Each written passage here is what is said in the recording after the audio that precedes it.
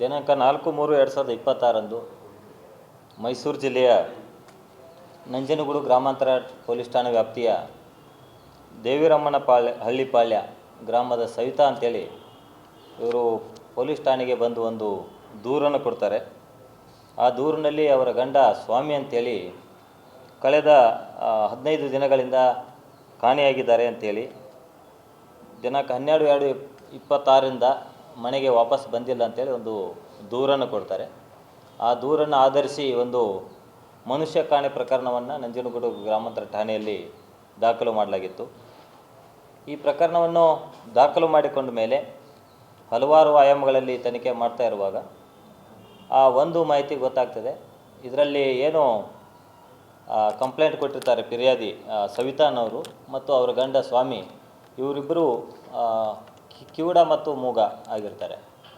So ಅವರಿಗೆ ಮಾತಾಡೋಕ್ಕೂ ಬರ್ತಾ ಇರಲಿಲ್ಲ ಮತ್ತು ಕಿವಿ ಕೇಳಿಸ್ತಾ ಇರಲಿಲ್ಲ. ಹೀಗಾಗಿ ಅವರ ಕಡೆಯಿಂದ ಒಂದು ಸ್ಟೇಟ್ಮೆಂಟನ್ನು ಸಹಿತ ನಾವು ಮೈಸೂರಿನ ಒಂದು ಸ್ಪೀಚ್ ಆ್ಯಂಡ್ ಹಿಯರಿಂಗ್ ಇನ್ಸ್ಟಿಟ್ಯೂಟ್ ಇದೆ, ಆ ಒಂದು ಇನ್ಸ್ಟಿಟ್ಯೂಟ್ನಲ್ಲಿ ಅವರ ಒಂದು ವಿವರವಾದ ಹೇಳಿಕೆಯನ್ನು ದಾಖಲು ಮಾಡ್ಕೋತೀವಿ.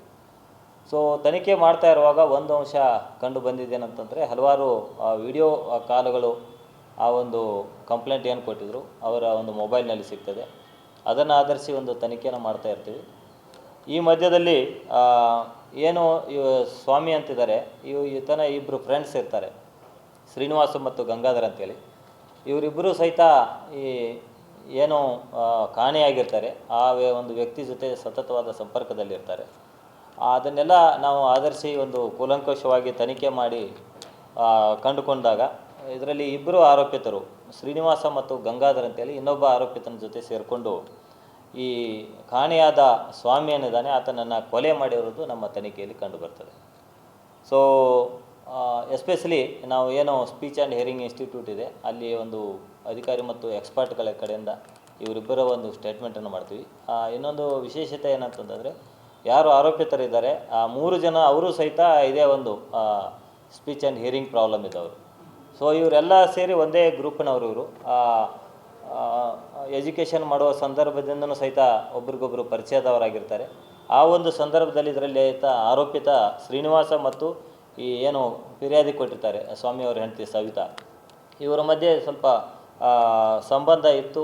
ಆ ಒಂದು ಸಂದರ್ಭದಲ್ಲಿ ಈ ಒಂದು ಅದಕ್ಕೆ ಸಂಬಂಧಪಟ್ಟಂತೆ ಈ ಒಂದು ಮರ್ಡರ್ ಆಗಿದ್ದು ನಮ್ಮ ತನಿಖೆಯಲ್ಲಿ ಕಂಡು ಬರ್ತಾ ಇದೆ. ಏನಾಗ್ತದೆ ಅಂತಂದರೆ, ಏನು 12ನೇ ತಾರೀಕು ಫೆಬ್ರವರಿ ತಿಂಗಳು 12ನೇ ತಾರೀಕು ಸ್ವಾಮಿ ಈತ ಅಲ್ಲೇ ನಂಜನಗೂಡು ಗ್ರಾಮಾಂತರ ಠಾಣಾ ವ್ಯಾಪ್ತಿಯಲ್ಲಿ ಇರುವಾಗ ಆತನಿಗೆ ಕರೆ ಮಾಡ್ತಾರೆ ಆರೋಪಿತರು. ಕರೆ ಮಾಡಿ ಅಮೃತಸರ ಹತ್ರ, ತುಮಕೂರು ಜಿಲ್ಲೆ ಅಮೃತಸರ ಹತ್ರ ನೀನು ಬಾ ಅಂತೇಳಿ ಹೇಳ್ತಾರೆ. ಈತ ಅಲ್ಲಿ ಬೈಕ್ ತೊಗೊಂಡು ಹೋಗ್ತಾನೆ. ಹೋದ್ಮೇಲೆ 3 ಜನ ಆರೋಪಿತರು ಮತ್ತು ಈತ 4 ಜನ ಸೇರಿ ಅಲ್ಲಿ ಊಟ ಆದಮೇಲೆ ಆತನಿಗೆ ಕತ್ತಿಗೆ ಹೊಡೆದು ಆತನನ್ನು ಸಾಯಿಸಿ ಅಲ್ಲಿಯ ಒಂದು ಪಕ್ಕದಲ್ಲಿರುವ ಒಂದು ಬಾವಿಗೆ ಒಂದು ಕಲ್ಲನ್ನು ಕಟ್ಟಿ ಆತನ ಬಾಡಿಯನ್ನು ಆ ಬಾವಿಯಲ್ಲಿ ಹಾಕಿರ್ತಾರೆ. ಇದಾದ ಸ್ವಲ್ಪ ದಿನ ಆದಮೇಲೆ ಆರೋಪಿತರು ಆತನ ಮೊಬೈಲನ್ನು ಇವರು ಹೆಂಡತಿ ಕಡೆ ಕೊಟ್ಟಿರ್ತಾರೆ. ಸೊ ಏನಂತ ಹೇಳಿರ್ತಾರೆ ಅಂತಂದರೆ, ಈತ ಇಲ್ಲಿ ನಮ್ಮಲ್ಲಿ ಬಂದು ಕುಡಿದು ಮೊಬೈಲನ್ನು ಬೆಳೆಸಿ ಹೋಗಿದ್ದಾನೆ, ಎಲ್ಲಿ ಹೋಗಿದ್ದಾನೆ ಗೊತ್ತಿಲ್ಲ ಅಂತೇಳಿ ಹೇಳ್ತಾರೆ. ಸೊ ಅದೊಂದು ಮಾಹಿತಿಯನ್ನು ಆಧರಿಸಿ ನಾವು ಒಂದು ಹೆಚ್ಚಿನ ತನಿಖೆ ಮಾಡಲಾಗಿ ಈ ಒಂದು ಕೊಲೆ ಪ್ರಕರಣ ಬೆಳಕಿಗೆ ಬಂದಿದೆ. ಈಗ ಈ 2 ಜನ ಆರೋಪಿತರನ್ನ ಈಗಾಗಲೇ ಅರೆಸ್ಟ್ ಮಾಡಿದ್ವಿ. ಇನ್ನೊಬ್ಬ ಆರೋಪಿತರನ್ನ ಬಂಧನಕ್ಕೆ ತಂಡನ ಕಳಿಸಿದ್ದೀವಿ. ಅವರಿಂದ ಒಂದು ಮೋಟಾರ್ ಬೈಕು ಮತ್ತು ಮೊಬೈಲ್ ಫೋನ್ಗಳನ್ನು ಸಹಿತ ನಾವು ಸೀಸ್ ಮಾಡಿದ್ದೀವಿ. ಆರೋಪಿತರನ್ನು ದಸ್ತಗಿರಿ ಮಾಡಿದ ಮೇಲೆ ಅವರನ್ನು ಕರೆದುಕೊಂಡು ಹೋಗಿ ಯಾವ ಒಂದು ಬಾವಿಯಲ್ಲಿ ಬಾಡಿಯನ್ನು ಎಸೆದಿದ್ರು ಅಂತೇಳಿ ಹೇಳಿದರು, ಅಲ್ಲಿ ಸಹಿತ ನಾವು ಮಾಜರ್ ಕ್ರಮವನ್ನು ಈಗಾಗಲೇ ಜರುಗಿಸಿದ್ದೀವಿ. ಅಲ್ಲಿ ಬಾಡಿಯನ್ನು ಸಹಿತ ರಿಕವರಿ ಮಾಡಿ ಅದರ ಮುಂದಿನ ಕ್ರಮವನ್ನು ನಾವು ಈಗಾಗಲೇ ಜರುಗಿಸಲಾಗಿದೆ. ಇಲ್ಲ ಸವಿತಾಗೆ ಗೊತ್ತಿಲ್ಲ. ಸವಿತಾದ ಪಾತ್ರ ಏನು? ಹೌದೌದು. ಅಂದರೆ ಸಂಬಂಧ ಅಂತಂದರೆ ಫೋನ್ನಲ್ಲಿ ಮಾತಾಡ್ತಾಯಿದ್ರು, ಆ ಒಂದು ರೀತಿಯ ಸಂಬಂಧ ಇರಲಿಲ್ಲ ಅಂತೇಳಿ ಸದ್ಯದ ಪ್ರಕಾರ ಗೊತ್ತಾಗಿದೆ. ಫೋನ್ನಲ್ಲಿ ಮಾತಾಡ್ತಾಯಿದ್ರು. ಬಟ್ ಆತನಿಗೆ ಏನು ಆರೋಪಿತ ಶ್ರೀನಿವಾಸ್ ಅಂತಿದ್ದಾನೆ, ಆತನಿಗೆ ಇದು ಒಂದು ಇದೆ ಮತ್ತು ಇದರ ಜೊತೆಗೆ ಒಂದು 30,000 ರೂಪಾಯಿ ದುಡ್ಡಿನ ವ್ಯವಹಾರನೂ ಸಹಿತ ಅವರಿಬ್ಬರ ಮಧ್ಯೆ ಆಗಿತ್ತು. ಆ ದುಡ್ಡನ್ನು ಸಹಿತ ಕೊಡ್ತಾ ಇರಲಿಲ್ಲ ಅಂತೇಳಿ ಇಬ್ಬರು ಕಿತ್ತಾಡಿಕೊಂಡಿದ್ರು. ಈ 2 ವಿಷಯಗಳ ಹಿನ್ನೆಲೆಯಲ್ಲಿ ಒಂದು ಮರ್ಡರ್ ಆಗಿದ್ದು ಕಂಡು ಬಂದಿದೆ. ಇಲ್ಲ ಅವ್ರ ಪಾತ್ರ ಇಲ್ಲ.